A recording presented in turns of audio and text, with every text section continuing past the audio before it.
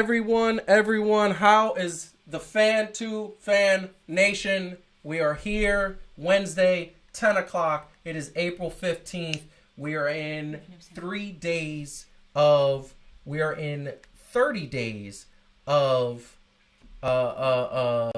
quarantine. So, how is everybody doing? What is everybody doing? And we are ready to go.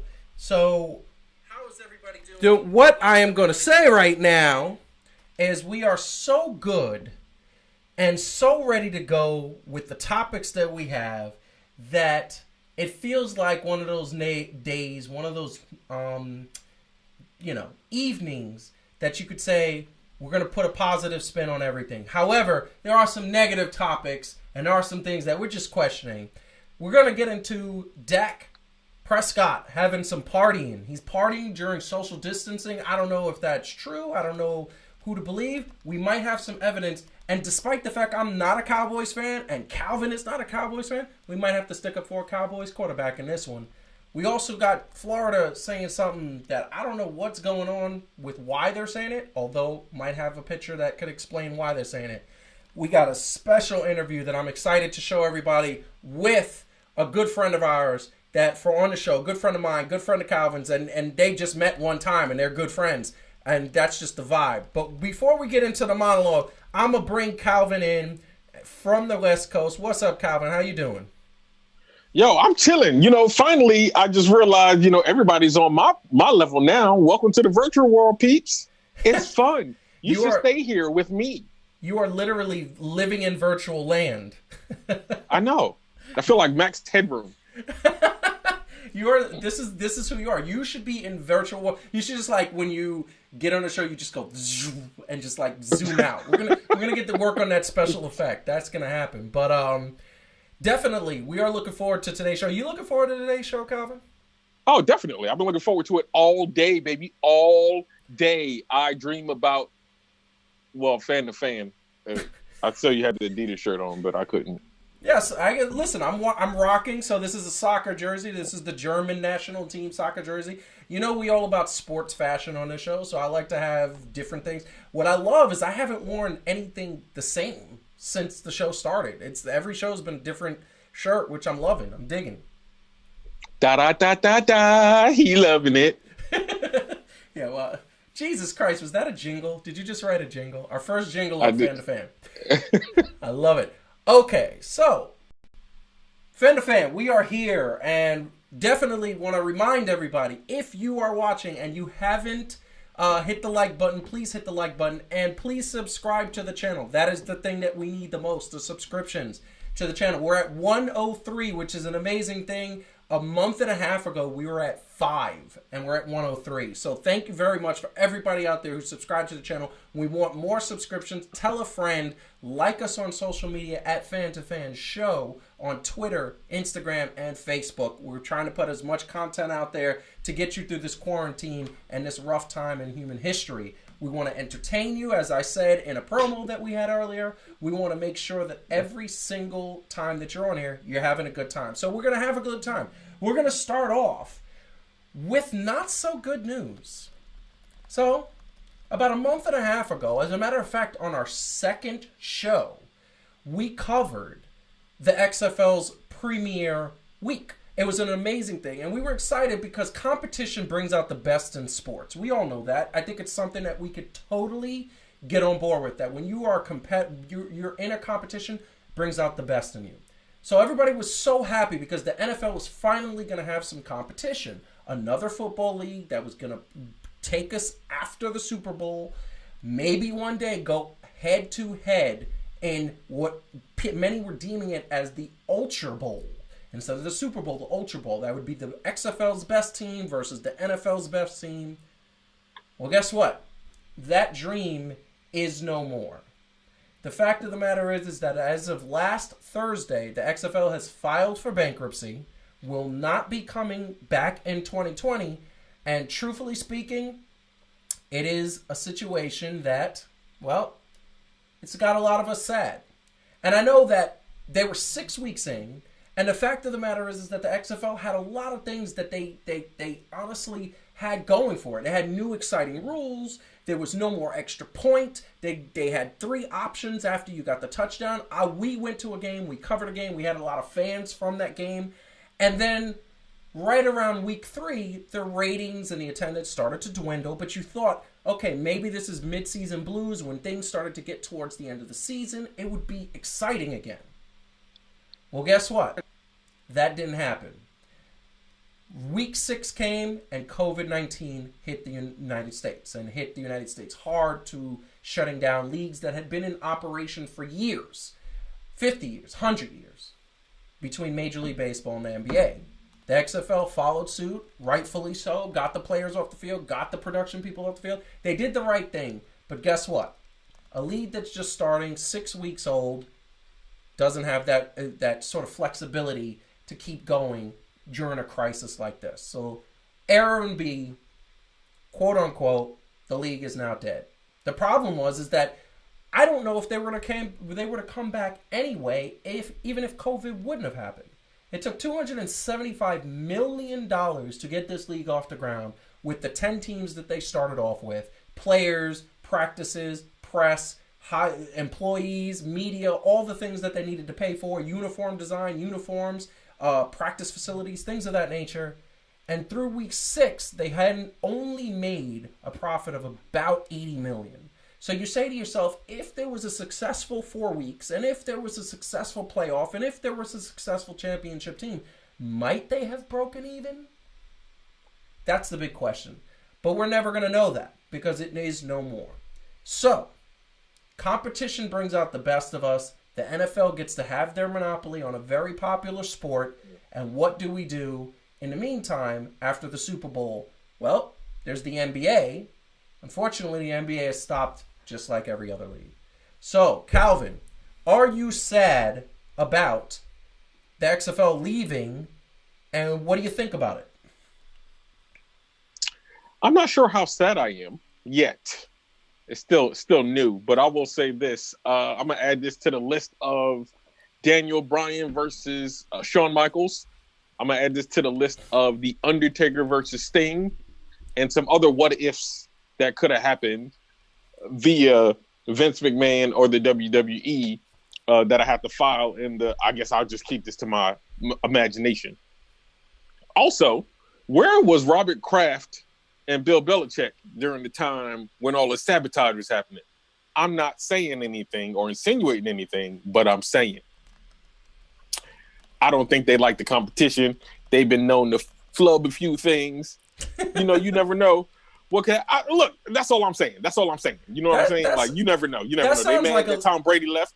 That sounds like a little bit of a conspiracy. Is that a conspiracy? Are you believing that that's the truth? Me, a New Yorker? A conspiracy theory? We don't do conspiracy theory. Yes, we do. I think we invented conspiracies. I'm going to be honest with you. I think 100% we invented. I mean, but look, I'm under the impression I'm sad because we went to a game. We have merchandise. I love the logos. I love the teams. I love the ideas. I love the newness and the feel of it. And guess what? We're not going to say they didn't even get to crown their first champion. They didn't even get one championship. And I understand that it's horrible and it's a serious situation, but wow, what do you say to a league that doesn't even get to crown a championship? I would say, first off, fan to fan has lasted longer than some sports leagues. Wow. That's actually great. That is actually, I'm going to use it. We lasted longer than the XFL. I love that. And that is fantastic. But I will tell you, this is a quick note. There is a light at the end of the tunnel, however. So Vince McMahon filed for bankruptcy. That means another person could possibly come and buy the XFL and save it from being into obscurity if they believe something. I think we should. I mean, I would cue in Ted Turner and Tony Khan. Hello, knock, knock, knock. Where you at? I don't know if Vince McMahon would sell to them, but who do you think would be a good candidate to own XFL? Donald Trump. What? Hey, look, he beat Vince McMahon in WrestleMania, whatever that was back in the day. I think he can do it again. I'm just saying. I just President Trump, we need you. What's up, dog?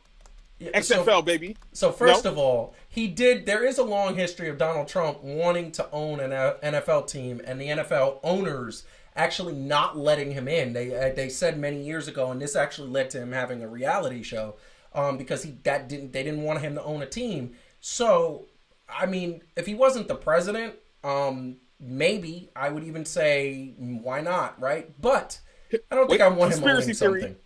Conspiracy theory alert. He let COVID-19 in. That way he could disrupt the XFL so he could buy it from Vince McMahon.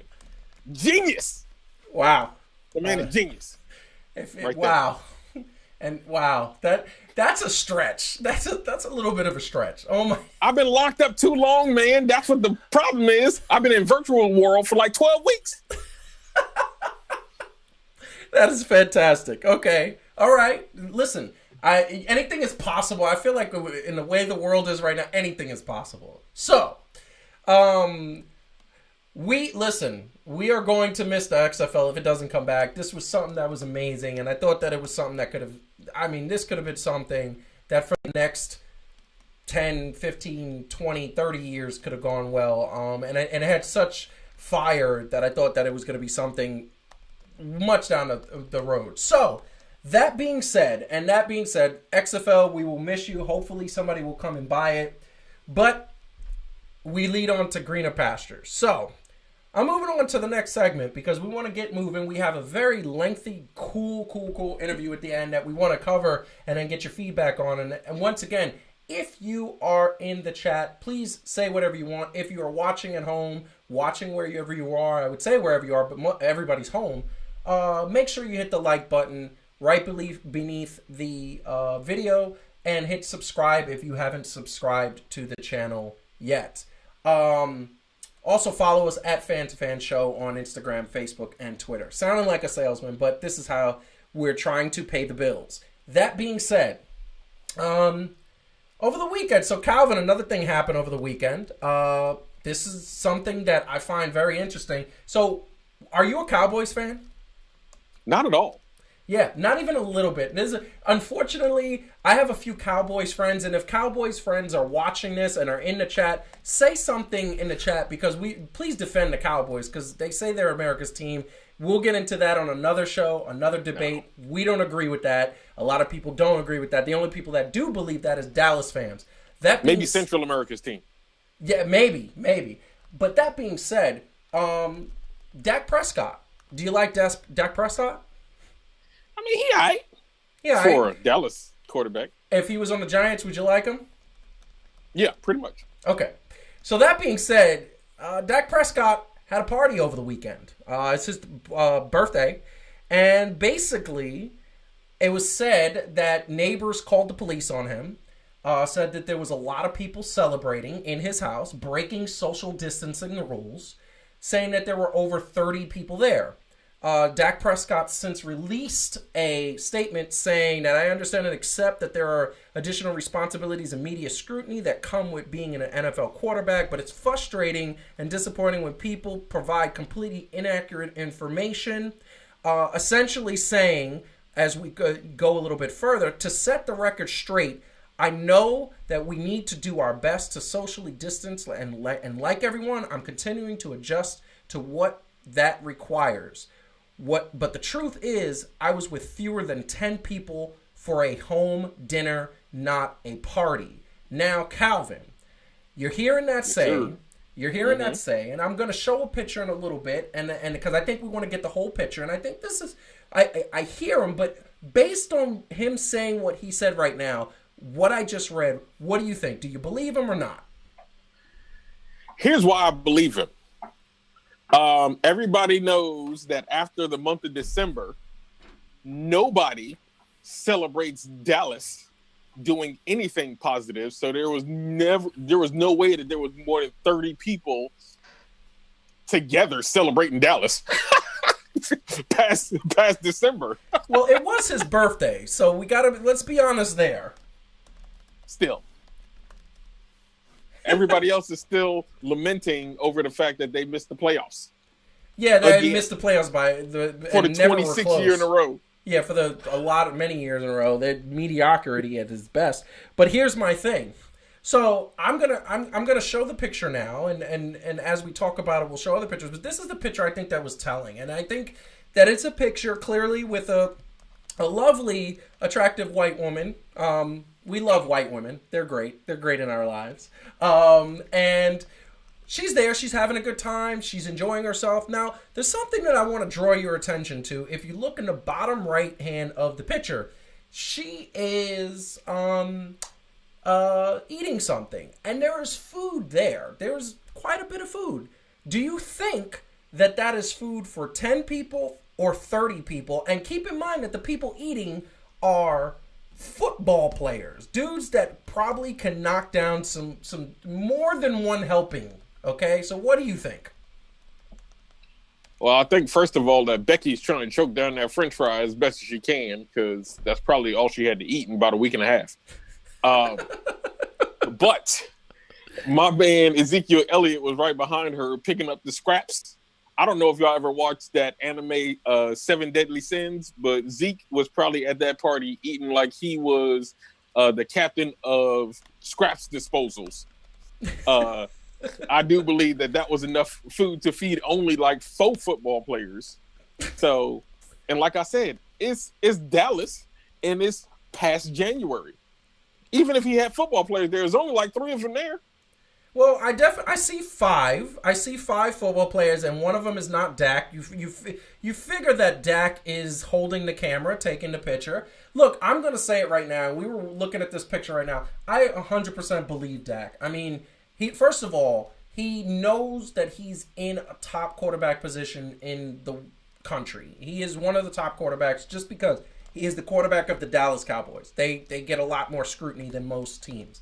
Second of all, he's not a stupid guy. This is Dak Prescott. One of the things that I believe, and just hearing him speak on many times, he is very smart, very intelligent, and I think he's sensitive to the needs of what's happening. Forget all that, though. I'm a person that when it walks like a duck, quacks like a duck, and ain't a damn mongoose. And the fact of the matter is that this is walking like a duck, and the duck is that there's not enough food to feed 30 people, let alone 5 to 7, let's just say, football players. Another interesting thing that was in the article, the police did not give him a summons. They came to the house, they checked in on it, they were satisfied. He didn't get a ticket, he didn't get anything like that. So that further lets me believe that maybe there wasn't 30 people there. Maybe they were playing loud music, maybe they were being a little rowdy, maybe they were loud enough that it sounded like 30 people. We'll let our imagination wander there, but of what was going on. These football parties get a little out of control. But I'm going to go what I believe him. I believe that he was doing the right thing, had a celebration. Look, and here's the thing that I am going to pose to you. I personally think that 10 people, still too much. I mean, what's happening now, I wouldn't have more than 6 people around me, and 6 people would be in a triangle, and each one of us would be 6 to 8 feet apart from each other. In New York, you see that, and you come up to Westchester, and you see people in their front yards kind of just chilling, and they're like very far apart. And I've never seen more than 6 people gathered in a front yard having a drink, listening to music. So I just think, even if it was 10 people, he shouldn't have had 10 people. But it was his birthday, and I mean, look, what's the worst that could happen? One of the Dallas Cowboys has COVID, and next thing you know, some people get sick, and hopefully they don't die. We don't want death. We don't want or need death. But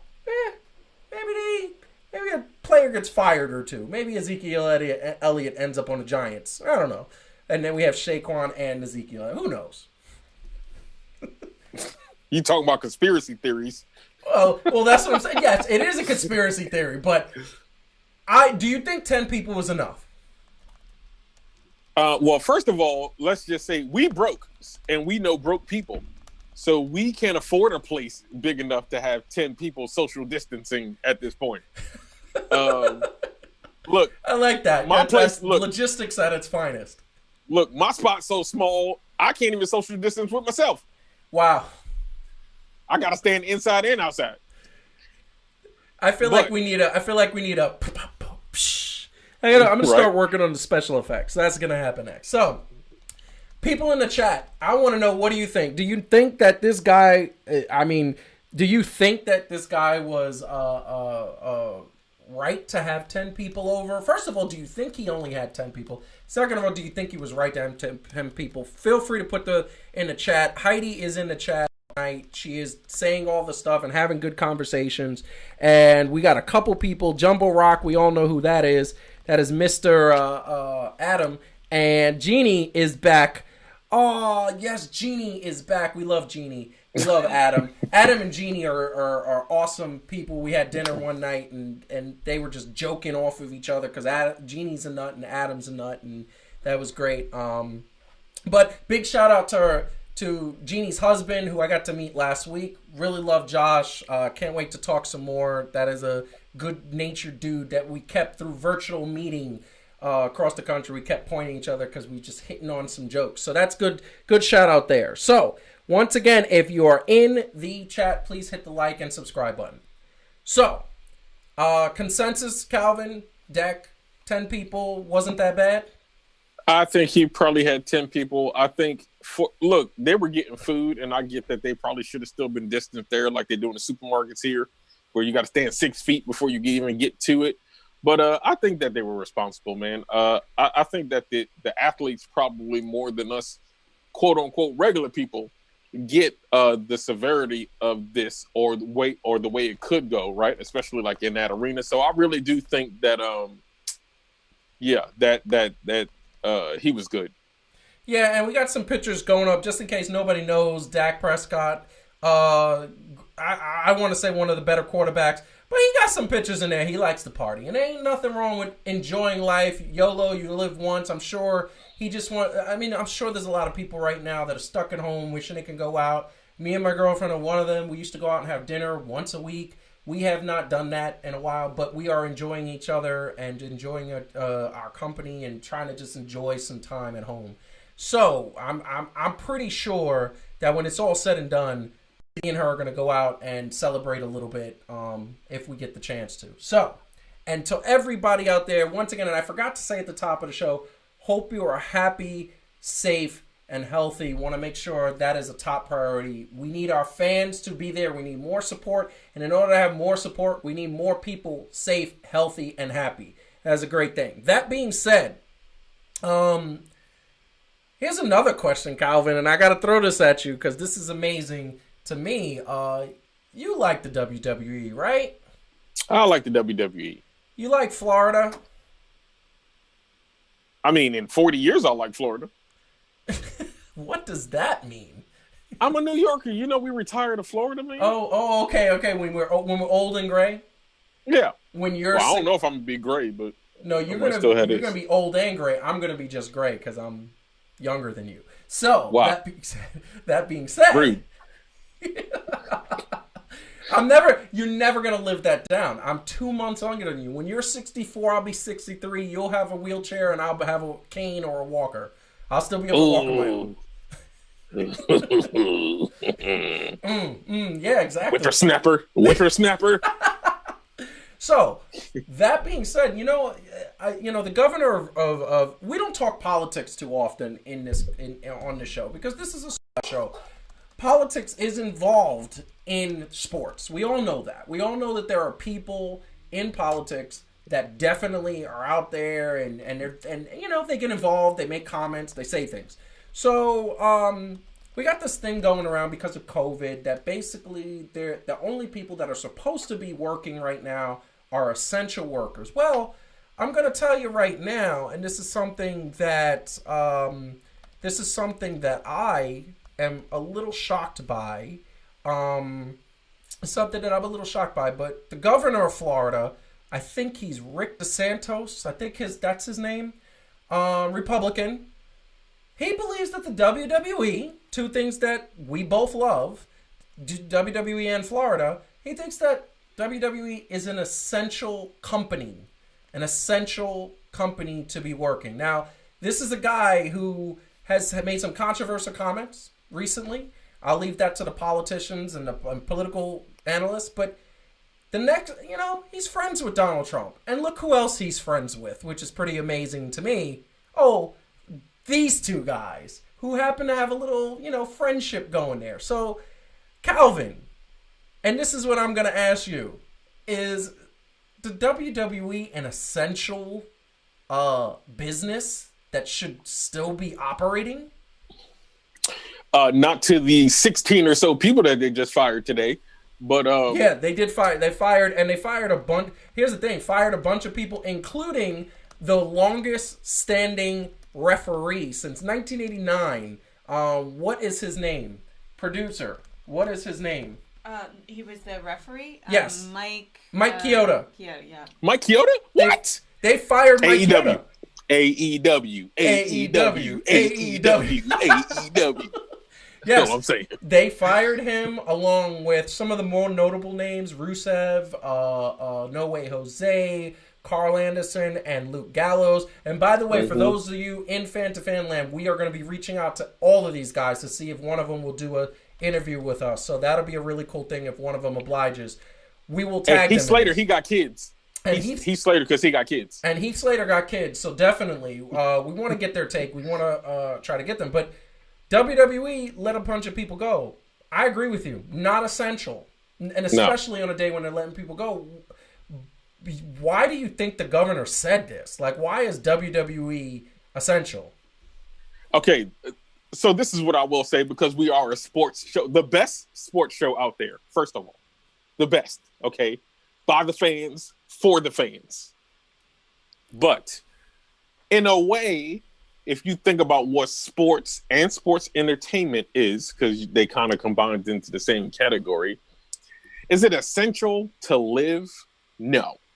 But for your well-being and given everything that's going on, it's kind of essential, right? I mean, here's the thing. It's essential. We're trying to make sports great again, like Josh said. Yeah, Josh, and thank you for that. I'm trying to make sports great again. I mean, taking sports, there is no sports going on. Listen, the one thing that I want to plug, that Michael Jordan documentary, yeah, we're going to be watching that because that looks interesting. But that being said, there's no new sports. There's nothing going on right now. So we are taking sports and making it interesting. Thank you very much for that plug. I want to say that I don't think this is... Listen, I'm going to tell you right now. First of all, this company let a bunch of people go today. So I get that they lost a lot of money from WrestleMania ticket sales. There were no ticket sales. They lost $15 to $20 million walked out the door when they couldn't sell tickets for WrestleMania. Their fault. Yeah, and their fault, because all they had to do was push it back, and then they still would have had pay-per-views and they would have been able to sell tickets. But that being said, I get the point that you're making, that this is a sport that's entertaining people, and people need more entertainment more than ever. Keep their minds off of the negativity that's going on, because it's happening. There's a lot of people dying, unfortunately. Very sad about that. People are sick, and there's a lot of uncertainty in the world right now. We don't know what's going to happen 3 months from now, let alone a year from now. That being said, okay, essential worker to me is EMTs, police, military, and you are former military, my friend. You are essential. Essential workers for what you do in the community, helping to feed the homeless, helping to do the things that nobody else wants to do.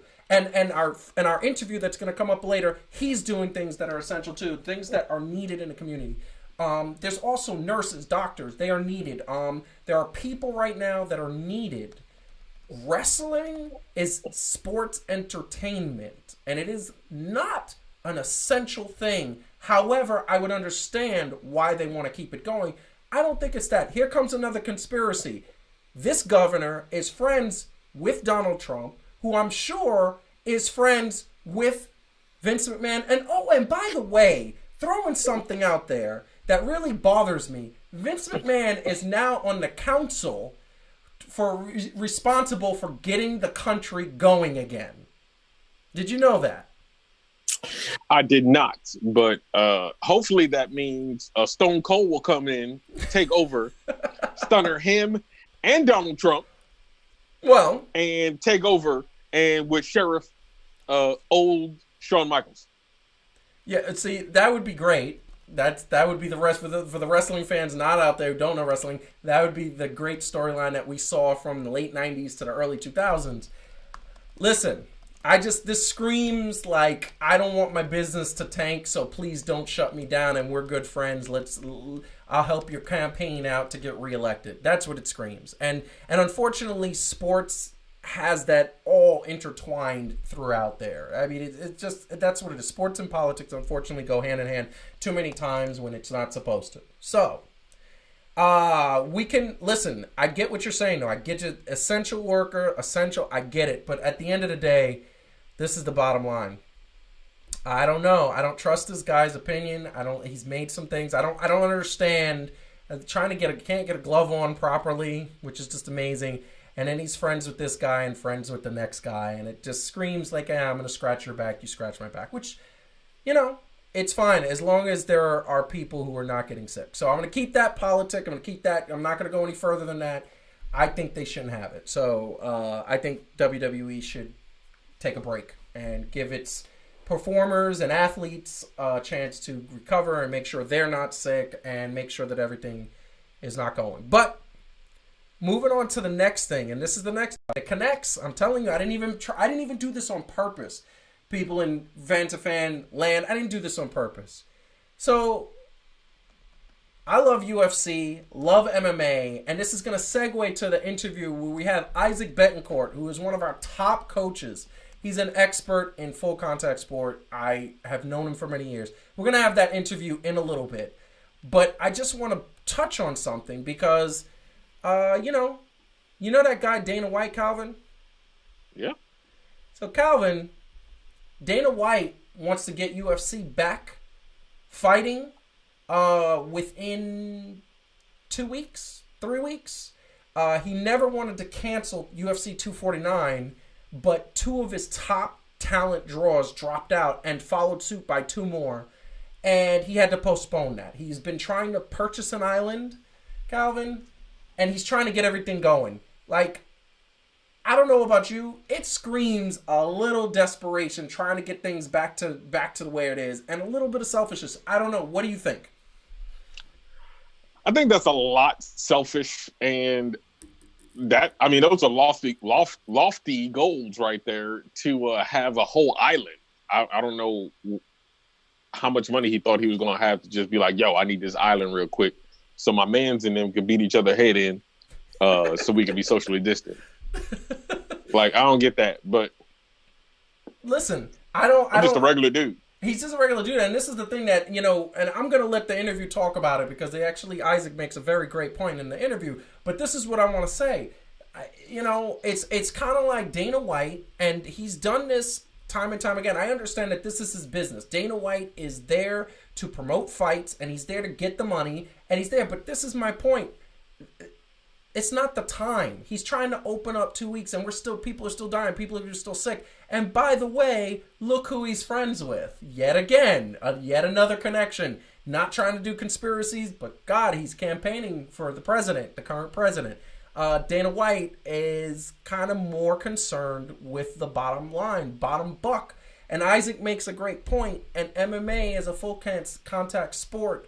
And oh wait, the disease transfers by contact, and you're going to be hugging and hitting and the things that you can sweat pellets and those things and all these things are going to happen. And it's like, I don't get, and I get it. It's about the money. It's about, I don't want to lose money. I don't want the company to go under. I don't want to experience these hardships. Let's get back to fighting. But I think it's up to the fighters to take a stand and say, no, we're not going to do this. We're not going to come back and fight for you until we can be tested, until people can be tested, until it is a regular thing. Do you think I'm crazy and going too far? No, and I also think that COVID-19 is a Paul Heyman guy. I'm just saying, where's Brock Lesnar? You ain't seen him since WrestleMania. That's all I'm saying. Look, he was on WrestleMania. It tanked. He leaves. Everybody get fired. Vince McMahon is essential in Florida. Now they're buying an island. I'm telling you, Brock Lesnar going to come out with Paul Heyman. They're running for president. It's a conspiracy. This is the show of conspiracies. We got a wish that Josh wants to get Roddy Piper to come back to life. I would love that too. He was one of my all-time favorites. But and apparently Heidi needs an island. Oh, she needs an island? I didn't even see that. Wow. Jesus. Oh, I see it now. Okay. There you go. So this is yeah, I mean, maybe it's a common theme, like the only thing that kind of breaks that theme is Mark Cuban who I tend to like at moments. He came out and said we shouldn't come back until testing is right, until everything's right, and even if we don't have to finish the rest of the NBA season, we're not going to do that. The one saving grace that I have is that Adam Silver is on the sports commission to get the sports back up and running, and I feel like he's a moral compass. He's my favorite commissioner out of all the sports. So hopefully he will put some sense into these people. But that being said, Dana White wants to get fights back. I think it's way too soon. I don't think it should be happening. So let's see. That being said, so this is a great treat. This is the very, very, very first time that we are going to have a remote interview, our first interview on Fan to Fan. It was a good friend of mine who I hadn't seen in a while. I'm going to introduce it now. This is a pre-recorded interview earlier. However, I thought it was some great time. So I hope you guys enjoy. This is hopefully he will be our full contact expert going forward. We're trying to work that out, but great dude. Please enjoy. Please have a good time, and feel free to chat as we are showing the interview.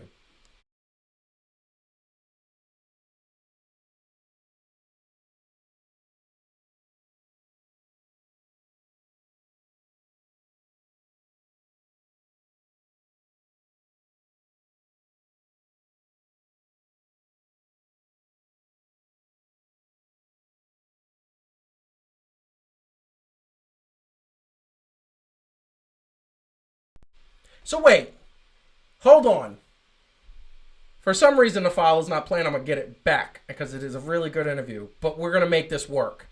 Okay? This is the first time, and as you know, on this show, whenever there is something that is that is the first time, we can never have it like totally, unbelievably working well. So this is the time. I believe it's going to work. Enjoy. 3, 2, 1.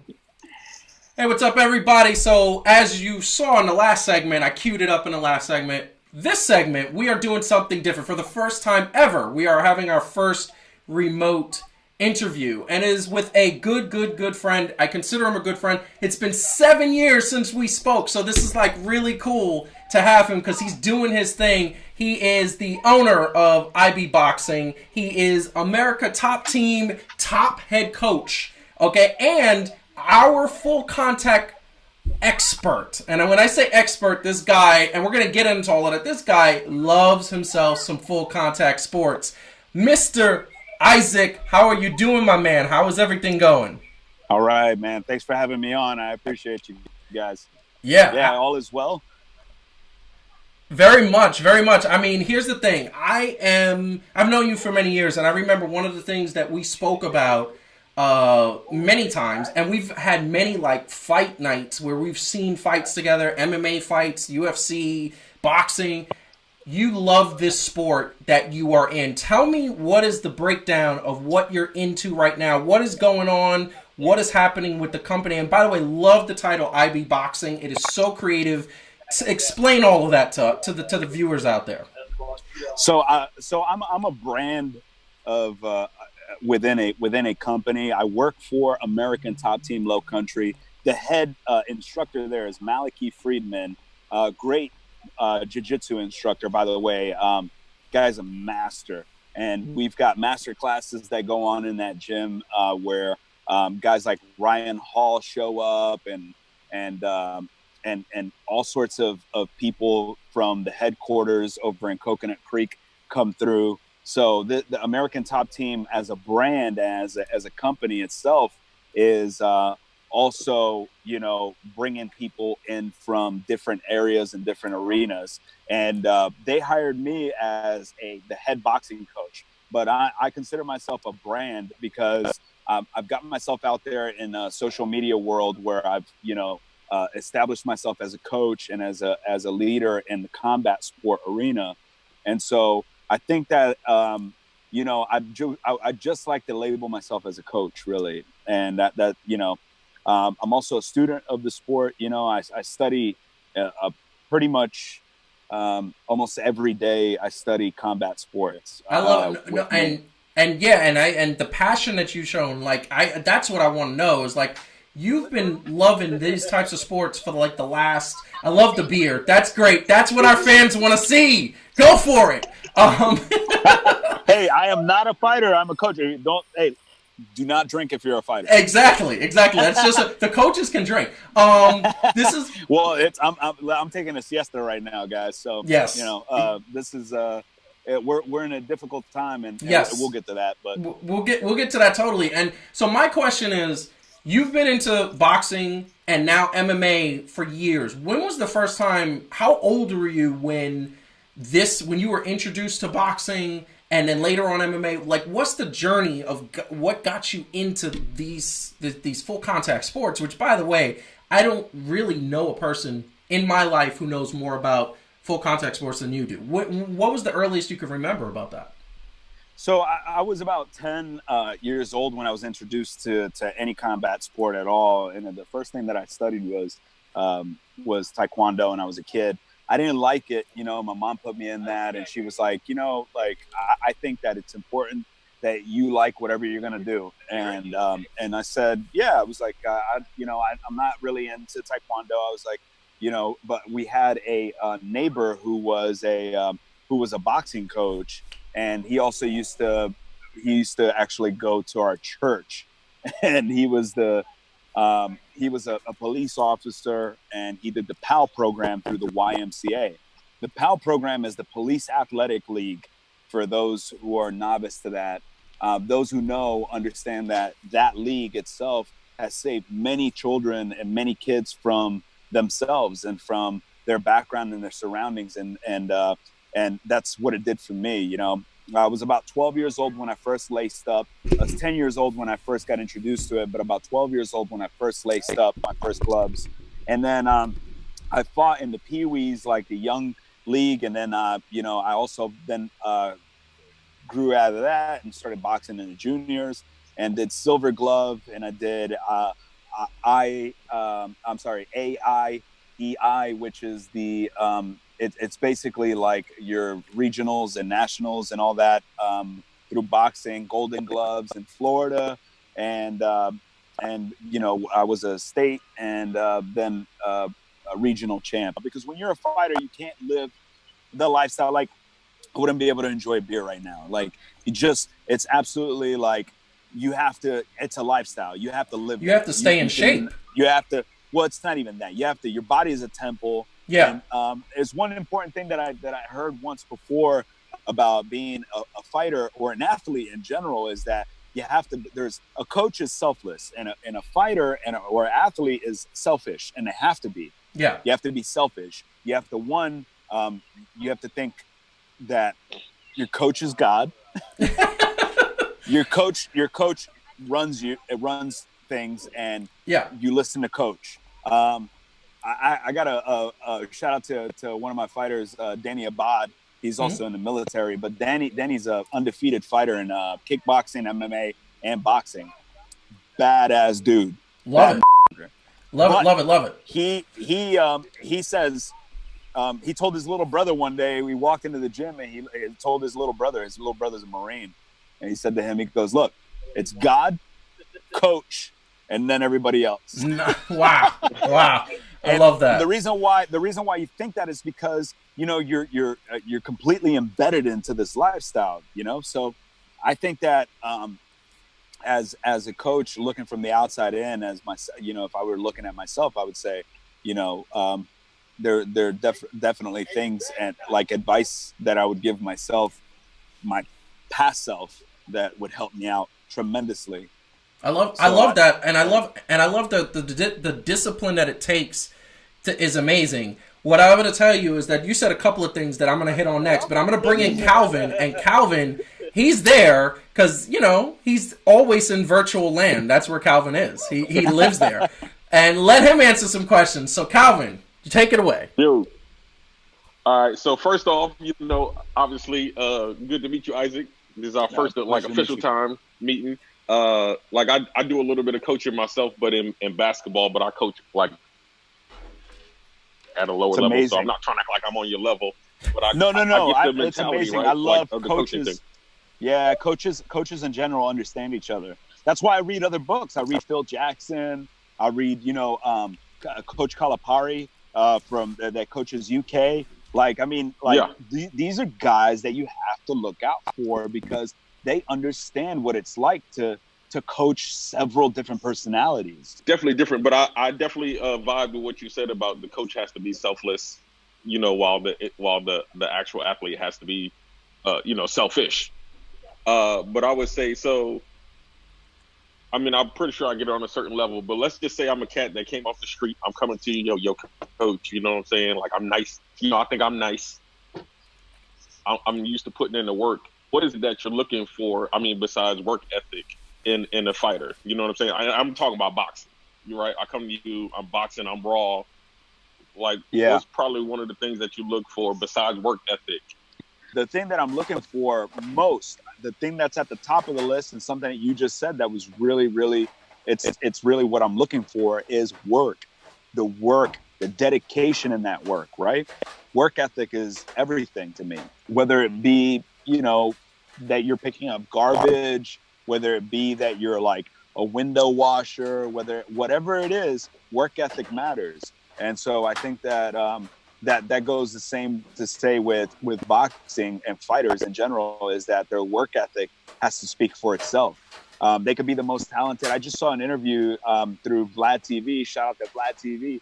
I saw an interview with Vlad TV with Zab Judah from Brooklyn. As a matter of fact, Brooklyn in the house, right, Joe? Right, BK. So, but I saw an interview with Zab Judah where he was talking about that the thing that differentiated Floyd Mayweather, from him or from any fighter was the work ethic.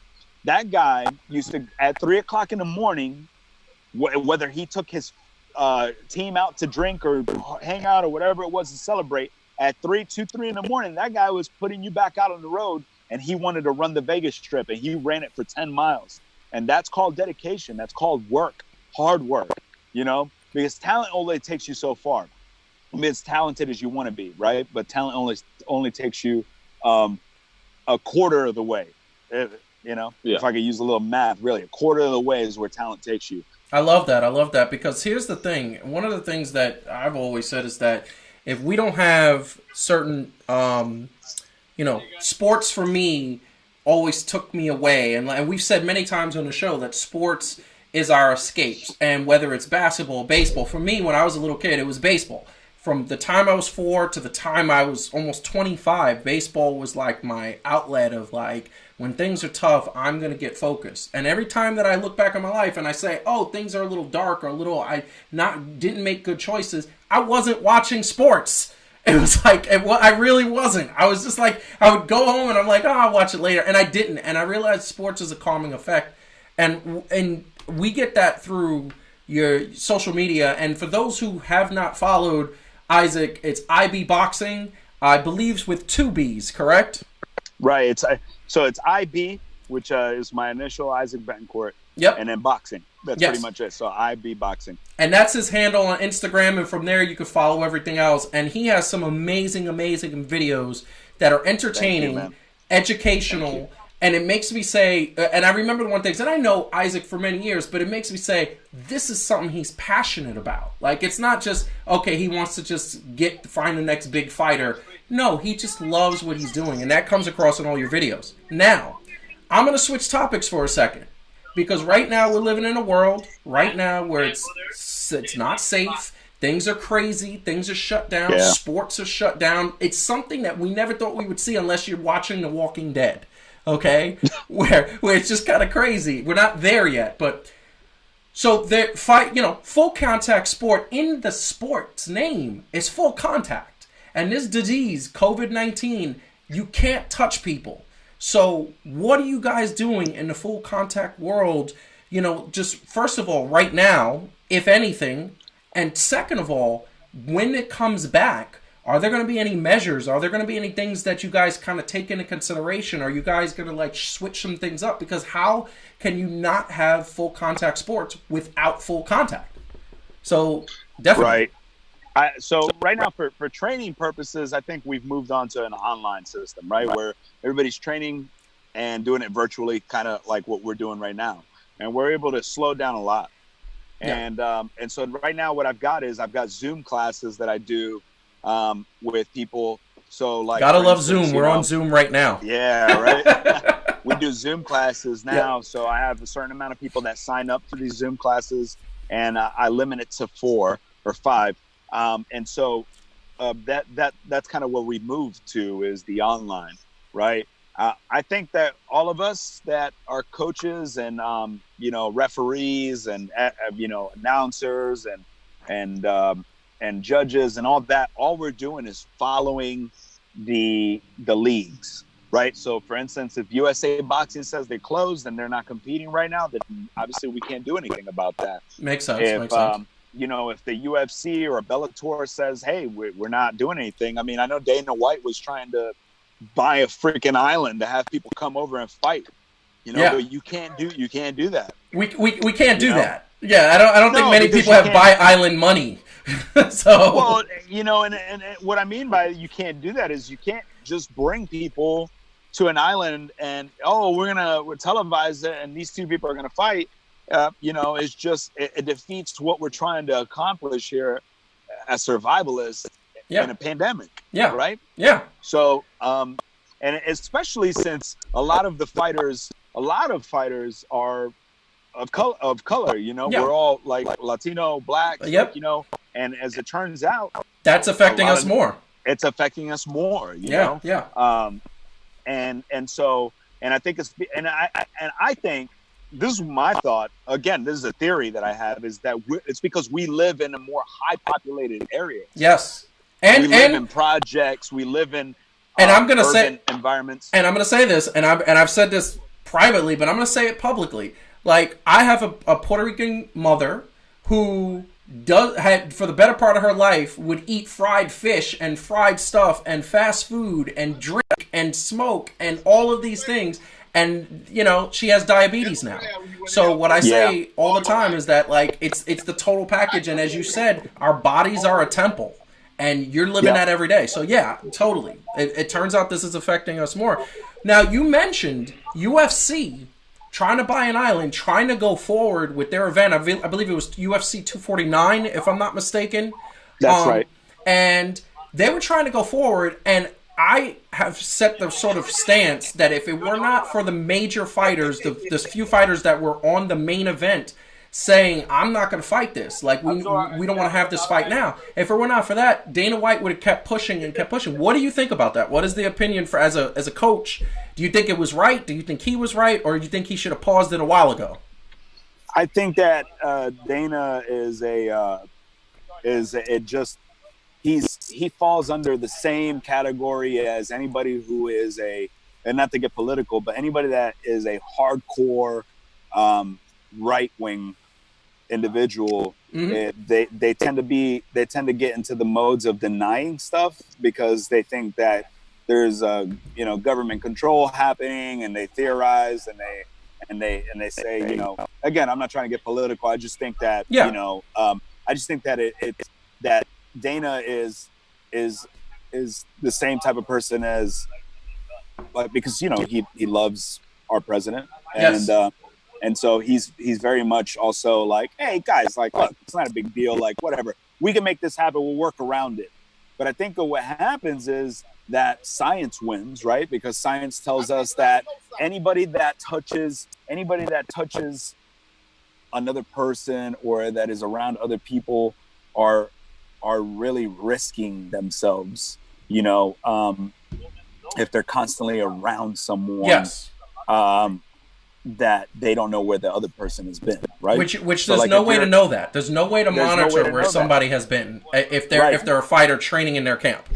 Right. I mean, you don't know where that fighter has been. Fighters come from everywhere. Yeah. So they don't know where this fighter's been, and I think it endangers anybody who's going to have to be there. A ref, a judge. Yeah. These people are older too. Some of these guys are 50 and up. Yeah. I just recently, matter of fact, in the sports world, a photographer, videographer just died from COVID-19. Yeah, I saw that. Yep. Famous. Yeah. Famous. I think I don't want to mispronounce his name. Aussie, I think his name is how you say it, or I think it's Aussie. That's he is correct. That is correct. You know, Miguel Cotto just put something up, and Michael Rappaport and a couple people. Even love Dana Michael White Rappaport. Michael Rapp. Yeah, his videos of Stay Home have been absolutely epic. Legendary. Oh my God, epic. Rappaport's you know, he's New York hardcore too, so you can't quite him. Yeah, but yeah, man, I think like, you know, I think it's selfish. Totally, and you know, like we you know, we've talked about it on the show. Me and Calvin, we had the WrestleMania show last week because we did like to do sports and sports entertainment. Yes, sir. Because you know that's not real, but we love it.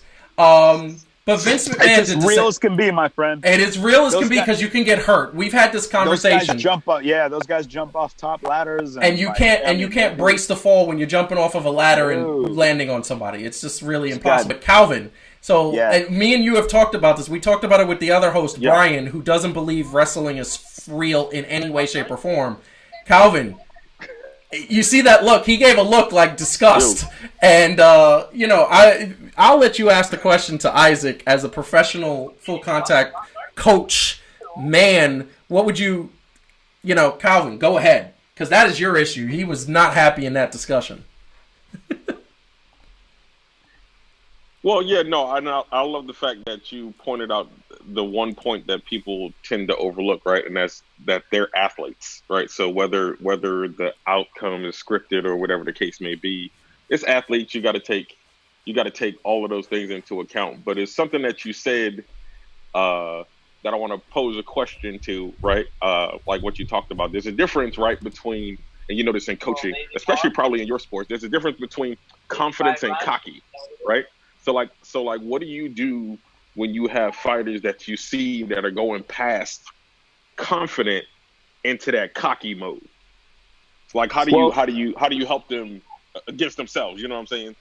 Yeah, no, that's a good question. I think what happens is there's confidence and then there's cockiness, and cockiness is not checking your ego at the door. That means you walk in and you're egotistical and you automatically believe that that you're right about everything. And I think that's the difference. There's that fine line between the confidence and cocky. Cocky is stepping into the area where you go, I don't need to listen to my coach. I already know everything that I need to know, and I don't need to like follow any rules at all. I do what I do, and that's pretty much it. Confidence is saying, I believe in what I've done and what I've practiced and all the hard work that I've put in. And now I'm going to move past that into the point where I understand my skills are there because I've help myself and someone else has helped me get there as well. And that's believing in your team. So confidence is such a different place than cocky, because cocky is delusion and confidence is the knowing, the knowledge, right? And so when I tell my fighters, when new guys come in, they get a reality check really quickly. And I don't have to teach them that. They learn it. They learn it by being in that environment. You know, so if you got let's say you've got a gorilla who's been in the zoo for a very long time. This gorilla is in that zoo, and the gorilla is like, you know what? I'm a tough man.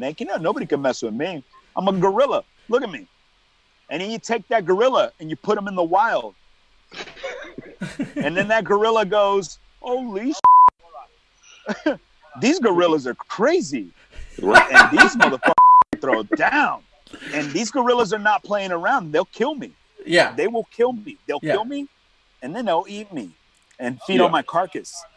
That's what it's That is I want to say that's a very, very dark depiction, but very accurate. So, want to get you out on this. And then I definitely want you to plug everything because you got some really good things for those who are into full contact sports. You should be following this man. Once again, IB Boxing on Instagram. You should be following him 100%. Thank you. What I will say is, I'm following. Oh yeah, definitely. I appreciate you guys. So now we're in a world where we're in it, and I touched on it earlier. But if you were in charge of everything, when would you bring people back? When would you say it's time to come back to full contact sports? And a further step, when would you bring people back where the crowds are in the arenas even further, almost back to normal?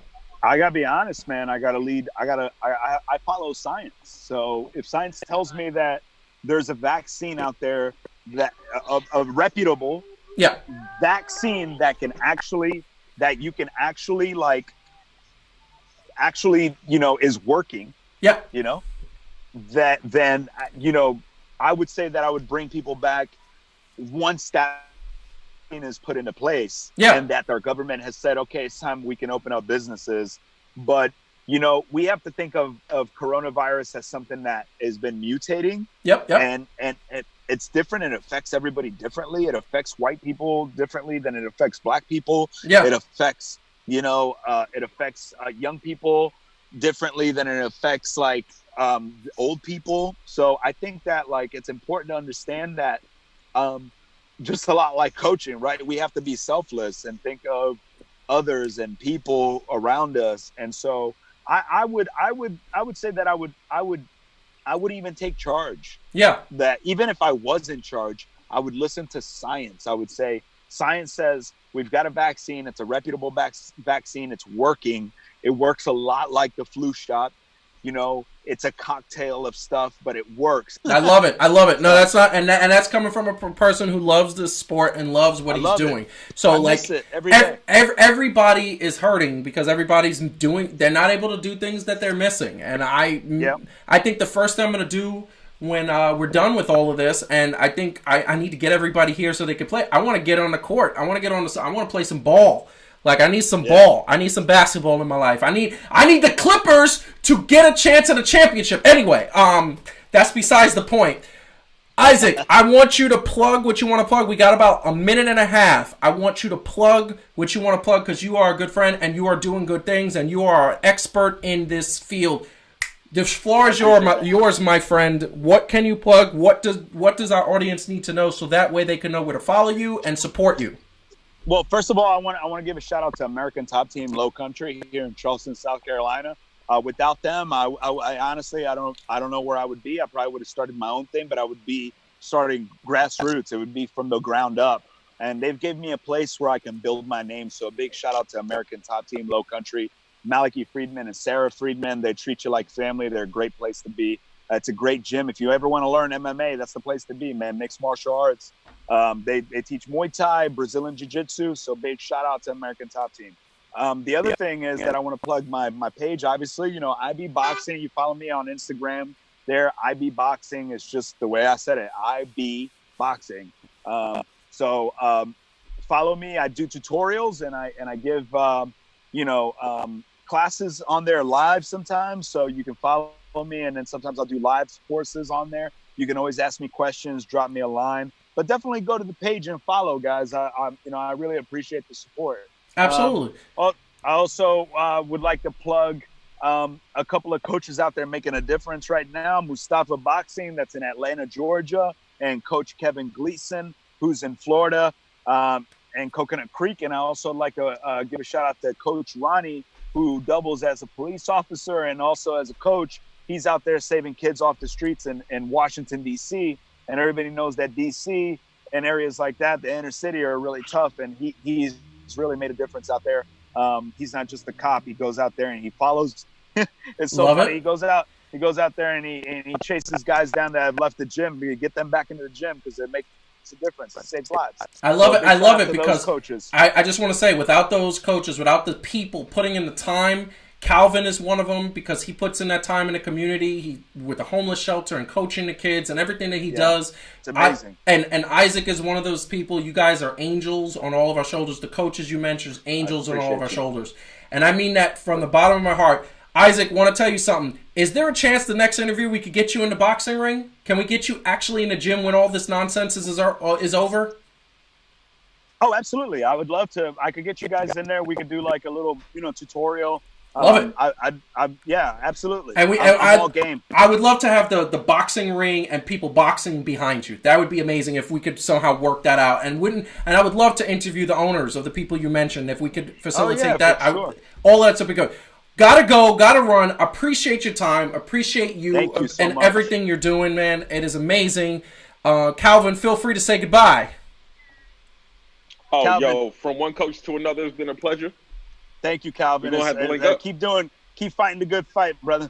You know, coaching is, like I said, it's a selfless thing, and I respect a lot anybody who coaches. So everyone who has just got to see that interview, really cool, really good times, really good way to get that. We're gonna actually release. There was a whole nother 3 or 4 segments that I had to take off because we didn't want to have 40 minutes of the show, but taken up by this. But guess what? We're gonna put the whole thing uncensored on YouTube as another upload, so it's gonna be awesome. Thank you very much for Isaac Betancourt. Follow him at IBBoxing. It's spelled just the way I said it. He has some amazing videos. Like, every time I watch the videos, not only do they entertain me, they just make me say, this dude knows what he's talking about, and I always watch, always like the videos. He's doing big things, and like I said, he's passionate about the sport. Thank you very much, Isaac, for watching and getting in the chat. Like I said, we're going to get you in the gym, and we're going to make that happen as soon as you are able to get back in the gym. Because of COVID, you're not able to. So we will be releasing that in a bit. So that, I want to say that it was a pleasure interviewing him. Calvin, what did you think about that interview? Now that you got to hear the whole thing, I know you were on the interview, but you don't get to hear it really. What did you think about the interview? I mean, the interview was dope, and Isaac was not only dropping knowledge about just the sport, but like he said, you know, bringing some really sensible things to this whole situation. And I kind of wish the dude was in charge already, because it seems like he would have a better control of certain things. But yeah, he made obviously really, really good points about everything. And it was a pleasure for me, to talk like in that aspect, right? Coach to coach, even though it wasn't the same sport. Yep. But, to be able to have that commonality. So I really kind of connected with him on a different level. Yeah. And see, the thing that I'm going to say is that I actually loved, for a while I wanted him to be I want him to be our full contact expert, and get him to go to UFC fights and get him to come on the show and talk about UFC fights and boxing matches. I wanted him to get on to come and talk about Tyson Fury and forgot his Deontay name. Wilder? Yes, the other guy who lost. I wanted him to talk about that. And bottom line is that it was, schedules were conflicting. He's a busy man. Obviously, at the time, he was giving full classes. Plus, has a beautiful family, wife, son, and awesome, great life. So living in South Carolina. So check out his page. He's on there. We're gonna definitely be there. So want to get to a quick sad note. Unfortunately, this past Thursday, I believe, there were, in the last couple of days, obviously there have been many, many deaths, and we say that for all the people who have had deaths, for all the people who have had situations where somebody's sick and they pass away because of COVID, it is tragic, and my heart goes out to them. Prayers and thoughts and everything go out to them, and I mean that sincerely. But in the sports world, we had 2 deaths. Tavares Jackson, former quarterback for the Seattle Seahawks, really good player, loved life, passed away at the age of 36 in a car accident. And similar to the Kobe Bryant death, whenever somebody's young and they have such a good life and expecting life and looking forward to it, you say, wow, it's tragic. It's an added sense of tragedy there. Also, for Yankee faithful, co-owner Hank Steinbrenner passed away at the age of 63.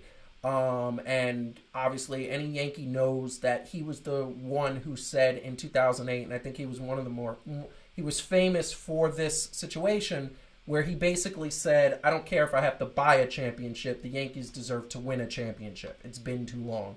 And at that point, it had only been 8 years since they won the World Series. So I admired his competitiveness and wanted to give a shout out. Calvin, what are your thoughts on both of those gentlemen passing away and obviously other people passing away?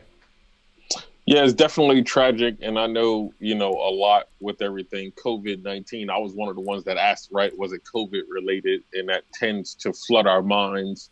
But it also just brings to mind just, life in general and how fragile it can be, and that we never know. So hopefully everybody out there, COVID or non-COVID related is just taking life seriously, right? Living it to the fullest, but also doing it in a way that's not going to be harmful or anything else like that.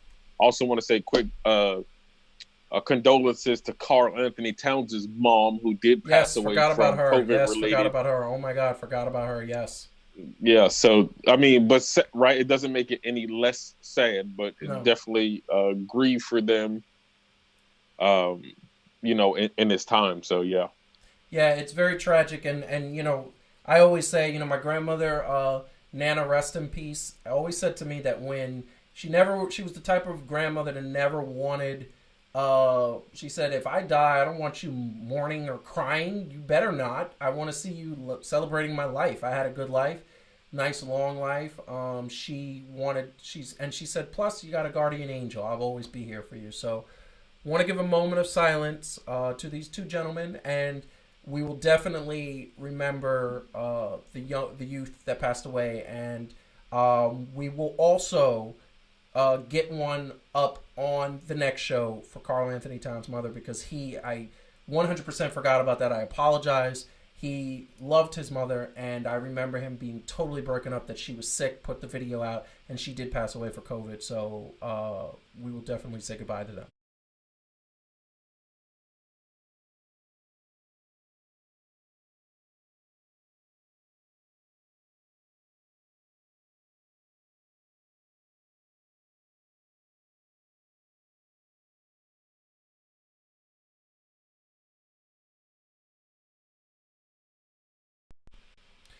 So, definitely a successful show. I did forget we did have one more in memory, because I feel like we never like to get a show off on. We've talked a lot of negative things, and unfortunately, that is the world we're living in. There's a lot of negative things happening.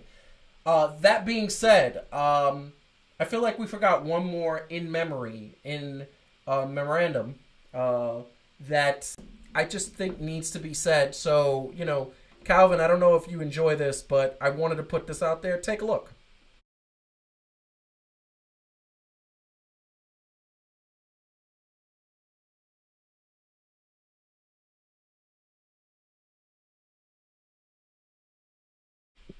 Oh. I had to put that out there. I had to put that out there because, it's very sad for all the people who lost their jobs, but wow, that league might have been the youngest league ever. It was a baby, and then unfortunately died, which we never like to see, but it was a league. That being said, I want to say a big shout out to everybody who talked in the chat, everybody who said conversations, everybody who said the things that they said, everybody give their opinion. Without the fans, the chat is one of the things that we love, and it's so entertaining for us. Keeps us going very much. Fan to Fan is going to be back next week. Calvin, do you have anything to say to the people before we head out? Just as always, I want everybody, like I said a little bit earlier, to live life to the fullest. I believe that everybody has the ability to endure, right? We're practicing social distancing, but that doesn't mean that we have to be completely separate from each other. And the hardest part about enduring is when you actually have to endure, but that's what we're doing now. And I think when we get through this, we'll be better. And we'll have to just create a new normal. So eat healthy, eat right, hug somebody virtually for now, but, and smile always. Yeah, we got to do that. I think we need more of that in this world. So to everybody out there in Fan to Fan, definitely subscribe to the channel if you haven't. Like the channel, share, tell a friend. We need all the friends we could get virtually. Like I said, coming up, we are going to try to see if we could get some WWE employee let go interviews to see if that is possible. We're going to do our best to do that. Also, I know that we have been teasing it. Well, guess what? Last week officially is the very last week that we are going to be doing a live show for a few weeks, because we're going to go into a segmented format after that. So next week is live. The following week will be segmented shows where you can watch at your leisure. We're still going to be bringing you brand new content. It's just going to be recorded because we want people to have the SERPs and the segments that they want to hit on. We are finally making that transition, and we will have a live show once a month that will get everybody to come and comment and that sort of thing. That will be there until COVID is gone. That way we could cover more things strategically. So, as I have been saying every week for the last couple of weeks, stay happy, stay healthy, and make sure you keep the positive energy out there because it is needed and we appreciate it. Fan to Fan loves you. We are nothing without the fans, and that is 100% accurate. Thank you very much, and see you next week.